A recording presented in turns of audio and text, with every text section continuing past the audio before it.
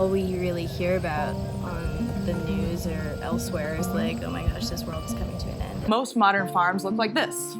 One single crop, planted as far as the eye can see. This process relies on heavy machinery, fossil fuels, and chemical inputs. We've lost 50% of the Earth's topsoil in the last 150 years. Definitely farmers and everyone has experienced more extreme climates, which makes it more challenging for us to grow.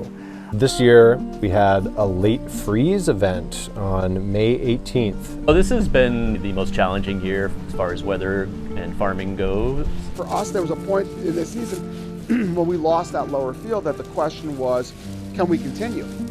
Going to a vineyard where the day before everything is green and in the spring sunlight, and literally the next day the whole vineyard is brown and everything's crumpled and withered. I mean, I cried. I screamed and I cried. It's really interesting to see that food, which is something that is so simple and we take for granted every day, does take so much work to go into it. It makes you really look at a plate much differently. The issue is ongoing all of the time, and it's in everything that we do. This is the state of things. This is what it's going to look like.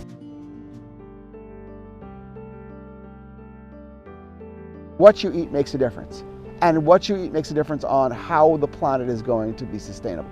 We wanted to get to know where our food was coming from.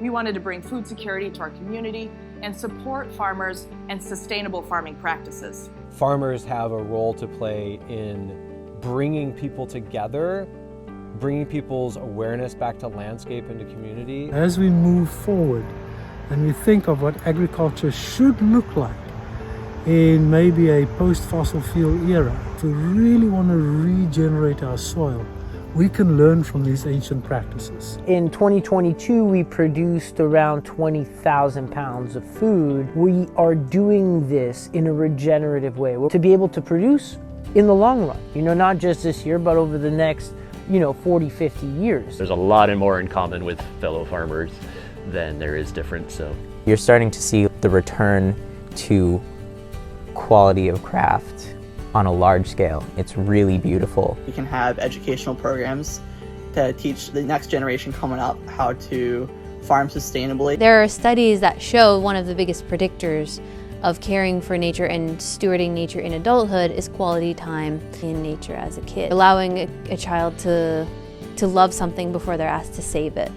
Okay, we've had a not so great year, but we're still making a difference and still feeding families.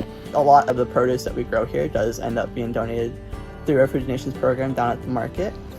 Everyone in our community deserves to have access to good, healthy, nutritious vegetables.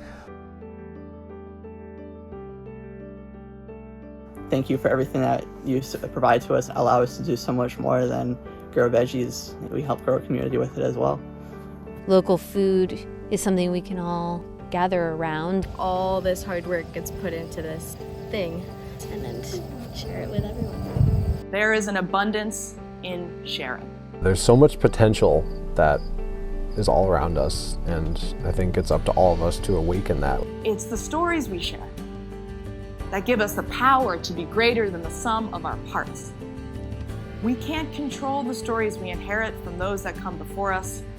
All we can control is what we choose to contribute in return. This is where we can come together through that endless inspiration to bring good food to our community.